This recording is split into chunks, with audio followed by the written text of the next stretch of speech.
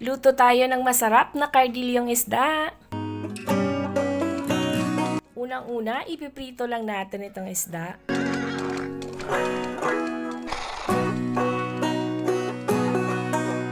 Tapos, iset aside muna natin. Binawasan ko lang yung oil sa pan, pero dyan din tayo gigisa. So, add na natin itong kamatis. Mas maraming kamatis, mas masarap. Tapos, bawang, sibuyas, at syempre maglalagay tayo ng luya kasi yan yung pantanggalan sa natin. Nilagyan ko na to ng tubig. So, pag nag-start na siyang kumulo, pwede nating ibuhos ang itlog. Ayan. So, pag nag-simmer na siya at namuumuo na yung itlog, pwede na nating ilagay ang ating pritong isda.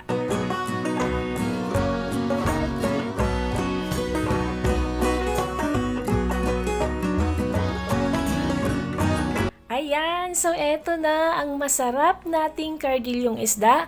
Maraming kamatis, maraming itlog. Mas lalong sasarap yan. So, subukan mo na rin. Thank you so much for watching and don't forget to like, follow, and subscribe.